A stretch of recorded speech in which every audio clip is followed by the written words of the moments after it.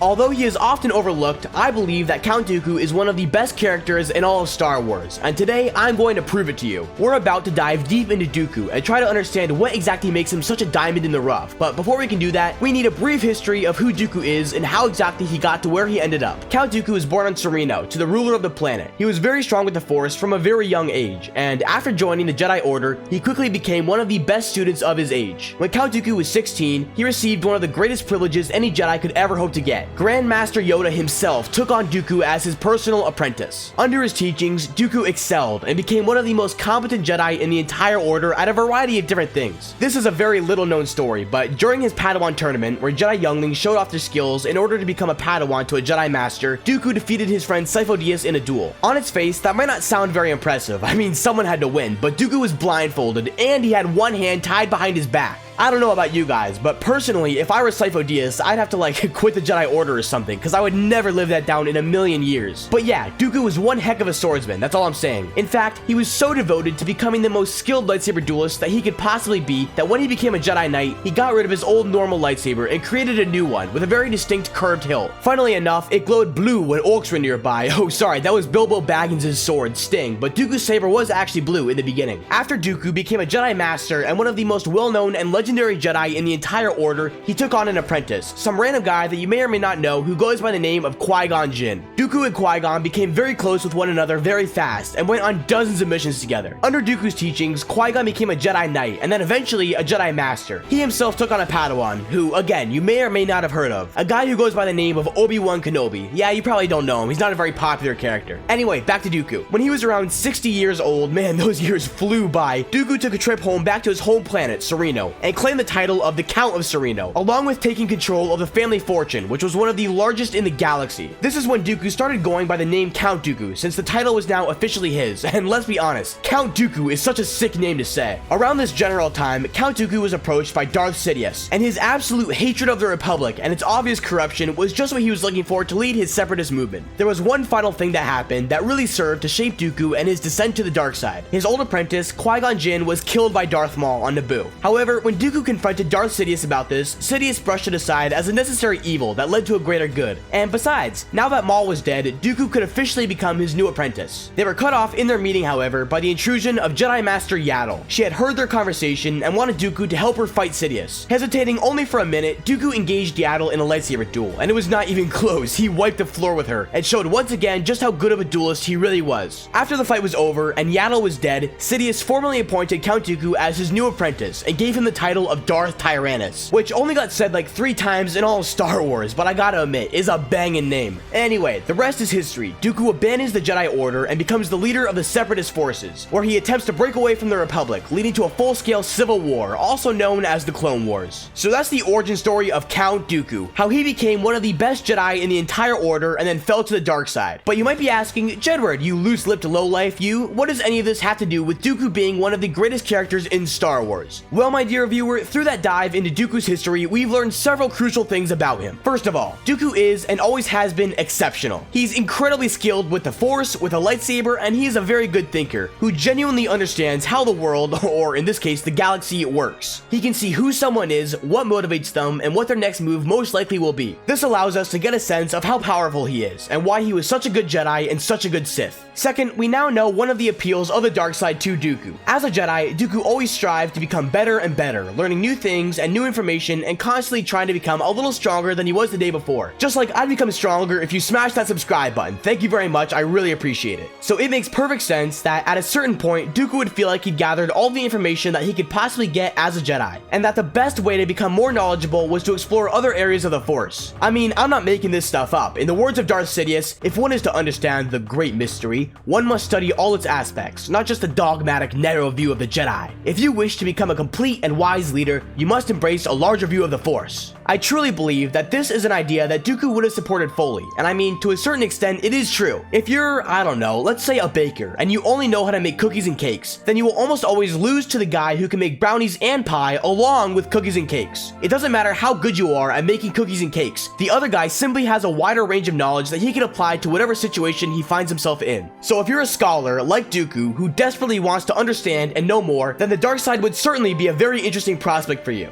It also doesn't hurt that you are completely completely fed up with the Jedi Order and the Republic, which brings us to the third thing that we've learned about Dooku from his story, his complete and absolute distrust and dislike of the Republic. This is actually a very interesting concept in Star Wars as a whole, because even though the Republic is almost always painted as the good guys in the prequels and the Clone Wars, they are clearly not perfect, and the franchise as a whole makes no effort to hide that fact. For example, look at the Tales of the Jedi TV show. There's an entire episode about a corrupt senator who's abusing the citizens of his planet for his own benefit. That perfectly highlights the kind of deceit and fraud that exists throughout the entire Republic. A lot of characters have this realization throughout the prequels and Clone Wars that there are some serious flaws with the Republic as a government, but the only one who actually does anything about it is Dooku. Dooku sees this sickness, this disease growing and slowly starting to infect the Jedi Order, and so he leaves. But when he receives an opportunity to actually do something about it in the form of breaking off from the Republic and starting the Separatist Alliance, he takes it. Count Dooku truly hates corruption. I mean, hates it in all of its forms. I mean, he literally says that in the Tales of the Jedi episode that I just mentioned. Corruption like yours must be eradicated. So, from his backstory, we know that he would have been more than happy to create a better system than the Republic that's more fair to its people. And so, in his mind, that's what he does by starting the Confederacy of Independent Systems. I'd say that those three things that I just went over are the most valuable takeaways from the story of Count Dooku. But now, it's time to move on to the morality of Darth Tyrannus. First of all, let me point out that out of all the Sith in Star Wars, Count Dooku is almost certainly the least evil. I mean, if you compare what he's done to the absolutely horrible things that Darth Vader or Darth Maul or Darth Sidious have done, then Dooku is a saint by comparison.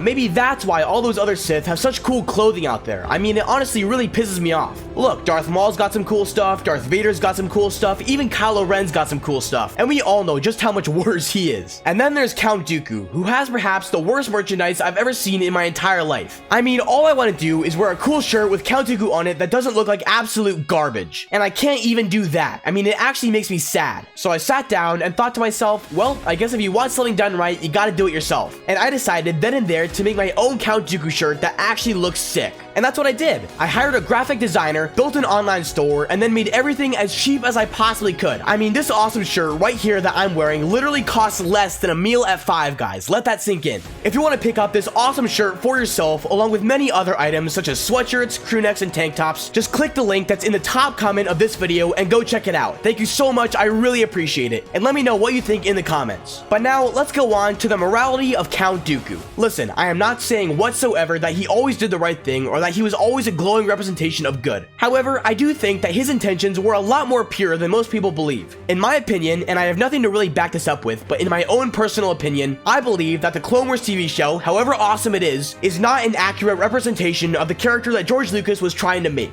Honestly, it kind of felt like Dave Filoni just needed a big bad guy for his series, so he simply took Dooku and made him into a heartless psychopath. Maybe I'm wrong, and feel free to hit back on that in the comments, but regardless, here's what we do know about Dooku. He genuinely cares about helping those who are less fortunate, at least in the beginning. Yeah, he's definitely done some bad things, but he's also the leader of an army in the middle of a war, and that sometimes means making the hard choices and doing things that may not always be 100% right. And on top of that, he actually thinks that the Separatist movement will provide a better life for his citizens. He's not interested in money or political power, he just wants to break free from what, in his mind, is a tyrannical republic and wants his citizens to do well. Now, were his methods always pure? No, absolutely not, in no way whatsoever. Again, I think that he was more evil in the Clone Wars TV show than he was originally intended to be, but that's how it is now, and it doesn't change the fact that he did some straight up terrible stuff sometimes. He betrayed a lot of people, he harmed a lot of innocent civilians, and he had very few moral issues with inflicting terrible evil on others. Also, we can't just overlook the fact that despite Dooku's professed desire for a better government, he was still fully knowledgeable of Sidious's plan to turn the galaxy into a galactic empire. Not only that, but he was completely 100% supportive of it. Finally, even though Dooku clearly had noble intentions when he first became a Sith, the dark side of the Force always corrupts and always warps the hearts of its users. The more entangled in the power of the dark side that Dooku became, the more he became fine with killing his enemies, betraying his allies, and committing war crimes. There's a Gandalf quote that I think probably sums up the situation best. Frodo is offering Gandalf the ring and all of the power that comes with it, and Gandalf says, "Don't tempt me, Frodo. Understand that I would use this ring from a desire to do good, but through me, it would wield a power too great and too terrible to imagine." That's pretty much how I look at Dooku and his relationship with the dark side of the Force. He got into it to become more knowledgeable and to have the ability to do genuine good, but over time, it almost certainly warped him and his ideals and changed him into something that was far worse. But all that being said, he is still responsible for his actions and all the things he's done, and at the end of the day, day, I think that's what the point of this video is. Dooku's complexity is what makes him so interesting as a character. I love the heck out of this guy because his motivations and beliefs are actually fascinating to look at and observe. And then on top of that, he spent his entire life becoming as competent as he possibly could at many different abilities, to the point where he is one of the most skilled fighters that the Jedi and the Sith have ever seen. I don't know, to me it's really impressive, and it adds yet another layer of depth to Count Dooku. It also makes him, in my opinion, one of the most powerful characters in Star Wars. And speaking of powerful characters, you need to watch this video right here, where I found the most powerful character from every Star Wars movie. Thanks for watching.